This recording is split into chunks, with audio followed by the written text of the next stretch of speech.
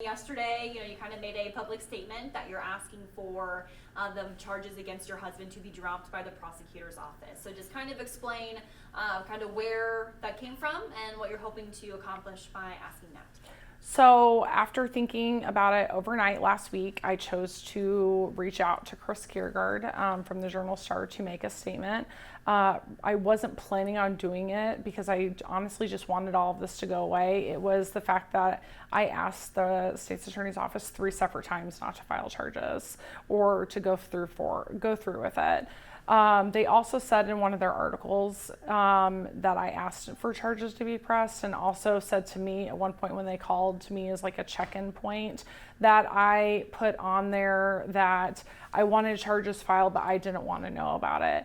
And from my recollection of that, I told them that I wasn't in the right mind to make that decision right now. And I kept thinking it was just all going to go away, and especially after I spoke with them, and that our personal life could remain personal, and clearly that's not the case, which is really unfortunate. So I decided to put my story out there after they specifically told me to not talk about it to damage their case. Gotcha. So let's talk about the social media aspect. Okay. Obviously you mentioned that you wanted to keep your personal life personal. Mm-hmm. And obviously that, like you said, was not the case. And yes. So how has this impacted your relationship with Zach and your presence in the Peoria area? Well, it's been difficult. Zach and I have always been very public people. Up until his last re-election, I had my social media completely open because I was an open book. I didn't care. I posted about a lot of causes that I believed in, organizations that I was involved in, my job, different things that were going on with his campaign. I try to remain pretty neutral on a lot of things, and then things got very heated with a lot of people and just unwelcome advances, we'll say, and I decided after his campaign was over to make it so it wasn't open publicly anymore. And then once this happened, I felt like I couldn't even post anything about my job. There's been comments on articles posted from the Journal-Star article about my position with the company that I work with and how I shouldn't be involved there. This has nothing to do with that, but because social media is such a big player in everything that we do now, it's almost like you have to be on there to be able to keep your job relevant and to advertise to people for things that you're doing. And now things that I'm trying to advertise for the company I work for it's very difficult because those are coming as backlashes to me now when they're completely separate things. And people feel like they can just go on there and say whatever they want, and that's really hurtful. I went and poured my heart out to Chris Kiergaard. I was in tears by the end of the interview. And mental health is something that affects so many people. And I did wake up this morning to quite a few text messages and Facebook messages that were directed to me personally, not on a story or a page, that were in great support. And people felt like they could move forward and they could come forward with what they had been dealing with. And that's where I wanted this to go. I don't necessarily want to keep fueling the fire for people to talk about this. That's not the reason why I did that. I felt as though the state's attorney was using me as a pawn to push through a case that they know that they couldn't win. And they flat out told me that they knew they were going to make it worse for me before it got better for me, and that I would be on trial more than Zach. And when I met with them last Thursday, they didn't even write a single note when I was explaining to them what I've been going through with my diagnosis and what I've been going through with my counselor and my doctors. They didn't care. They said they had a hunch. I said, well, if you just see a car driving down the street, you can't just pull someone over hoping that they are going to blow a positive breathalyzer for a DUI. It doesn't work that way. And you have to have some sort of cause. If you pull that person over because they were transitioning lanes improperly and they don't blow positive, you still can't arrest them for a DUI. Does that make sense? And it's frustrating because I was not in the right mind when all this happened. I went into a space that I didn't exactly know what was going on around me. And Zach knew that because he's been the closest person to me for 11 years. That's a long time. It's been almost a third of my life. And I'm thankful for him being with me at all of my doctor's appointments and being there through family events and tragedies that we've had together over the last 11 years. And I feel horrible that one of my issues put him through this, because this isn't just affecting our relationship, it's affecting the whole city because they feel like they have nothing better to talk about. Now, tell me a little bit more if you feel comfortable. You say you're going to, a therapist, working with a diagnosis. What is that diagnosis that you're dealing with? So in 2006, I was diagnosed with bipolar disorder when I was in college. I basically, to be frank, I was a college student and I had like a complete nervous breakdown second semester of my senior year.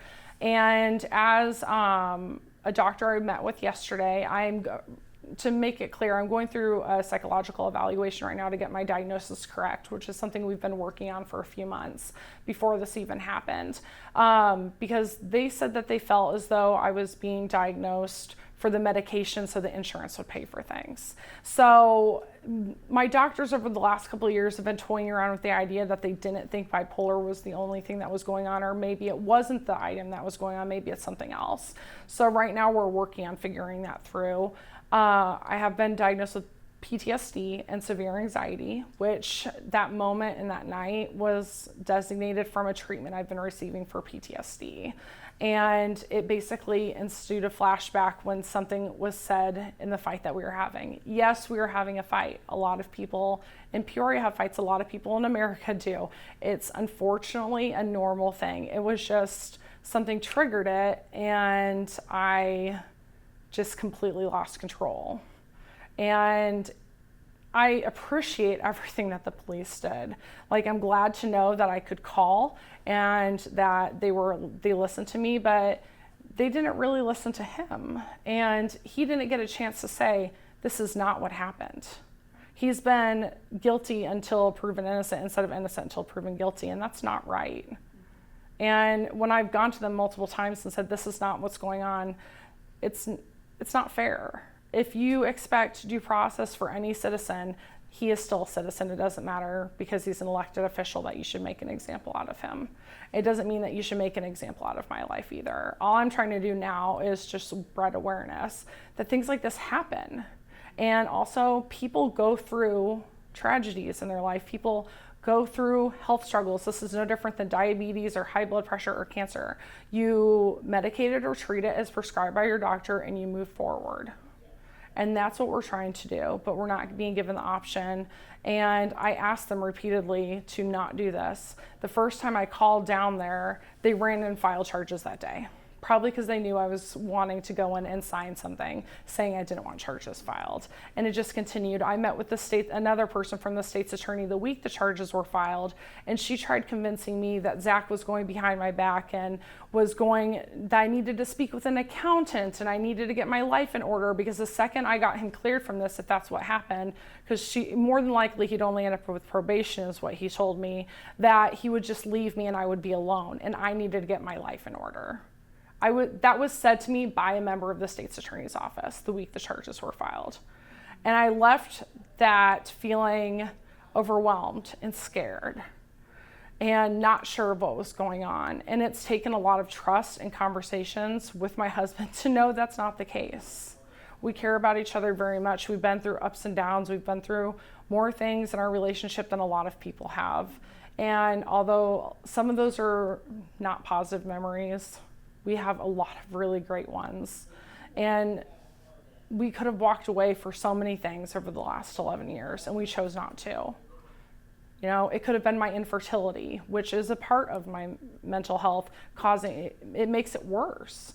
It could have been family trauma when his mother was sick. It could have been anything, but we chose not to and stuck together. And he's always been there for me, and I'll be there for him. So you were talking about spreading awareness for mental health. What would you say to the people who are following this story? Maybe for whatever reason they're following this story, what would you say to them to get them to understand the importance of mental health? I would say, honestly, that it affects so many people in so many ways. You may not have a mental health disorder, but it doesn't mean you don't know someone who struggles. It doesn't mean that you're a college student and the girl in the room next door to you doesn't want to get out of bed for 3 days because she's depressed because of bullying that's happening on her campus. It could simply mean that I needed help when I was in college because I didn't know how to deal with my anxiety and I overloaded myself. It's pressure coming from different groups. It's pressure coming from society in general. It's social media feeds into that because people feel like they have to show perfection when they're online, and there's the real, it's like you see the Instagram influencers post. There's the real Instagram story and then there's what they're posting. And it's really interesting because I like to see the people who are relevant on social media fighting back towards when people are saying, why are you using a filter? Well, I'm using a filter because I want to feel better about myself. It's not because I'm trying to lie to you. And I think a lot of people have anxiety issues. A lot of people have issues with something. At some point in your life, you may have been depressed. If you've never had a negative feeling about yourself or anyone else, I applaud you. That's wonderful, but that's not realistic for a lot of people. And I just want to know that there's no shame in going out there and getting help. Or if you've made a mistake, and trying to get help to fix your mistake. And it's just unfortunate that, the jail is I believe, if I'm correct, the jail is the highest level of mental health inpatient below I-80 in the state of Illinois, the Peoria County Jail, because these people are not getting the help that they need. They've closed psychiatric hospitals all around the state because we can't afford that in our budget. I understand. A lot of people don't have great insurance. I was lucky enough that when I was in college, my parents had wonderful insurance and I got the treatment that I needed. We may be changing some of that now, but it's because we're lucky enough to have good insurance now.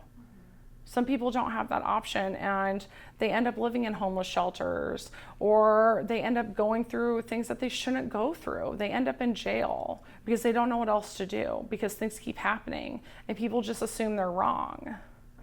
But it's not necessarily that you're doing something wrong. It's that your body doesn't know how to do it right. Does that make sense? Okay. So let's bring it all full circle. Okay. You have been through the ringer for the past couple of months.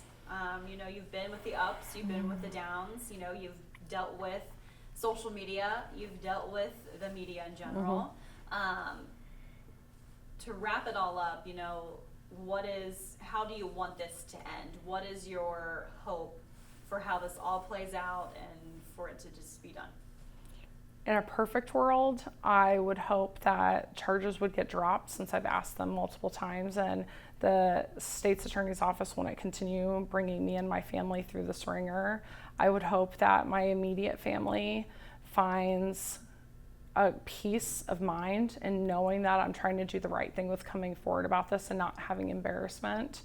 I would hope that the community would not have embarrassment of things that they go through. I also hope that I can be an advocate and help other groups and non-for-profits in building awareness and getting rid of the stigma. It's not okay. It's not okay at all anymore. It's just a very unfortunate thing, and the fact that people look down upon you because you might take an antidepressant or an anti-anxiety medication is sad, and there's nothing wrong with that. And people need to remember that when they're pointing one finger at you, they're pointing three back at themselves. And I think a lot of people don't understand that. So this is simply not just a case of what needs to be changed to fix. It's the difference between right and wrong. And I'm not saying the way all this happened was right. I was terrified when I spoke with them last week because I said, I will tell, if you put me on the stand, I will say that this is not how I believe it happened. Going through counseling and going through with my doctors, I do not believe this is how it happened. And my first question to them was, can you arrest me for filing a false police report? Because that's what I was scared of at that moment. Because I was worried I was going to be put into that bucket. And they said, no, we would never do that to you.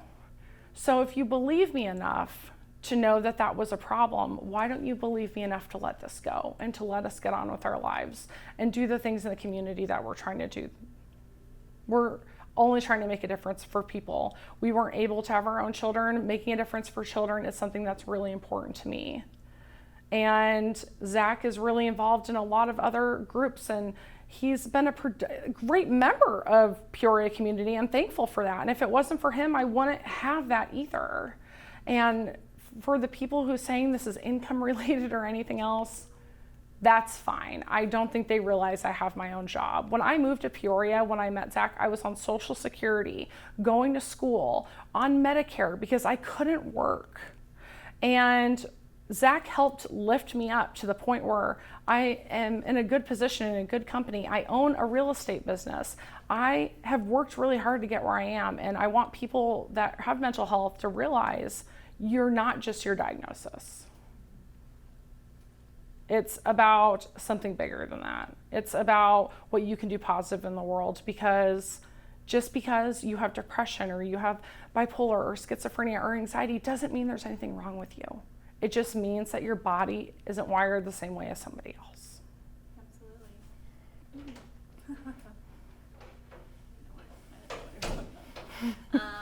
Okay, let's see. Anything you can think of? Anything else about the order of protection or anything else you want to yeah, I'm happy to say that. So I filed the order of protection not because I necessarily felt completely afraid of him or anything at that moment. I filed the order of protection because I was put under the impression he wouldn't be allowed out of the county jail if I didn't file it.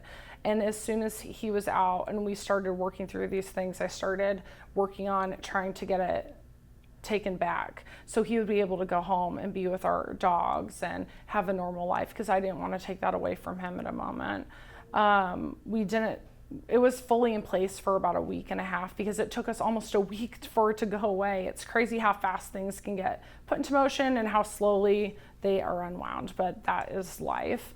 But I was basically put under the impression that I had to file it or he wouldn't be able to get out of jail. And I didn't want him to sit there. And I was told I couldn't be the one who bailed him out, which I have found out now is incorrect. Okay.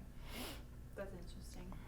I don't know where, I don't remember who told me that. I don't know, but they said that he wouldn't be allowed to call me or anything else, and that I wasn't allowed to have any contact with him. And the whole thing was just very overwhelming and scary, and it's hard when you feel like you're just being a pawn for people's gain. And I know that the state's attorney was appointed in the middle of all of this and before the charges were filed, but I really hope that their office chooses to do the right thing and gives us our lives back.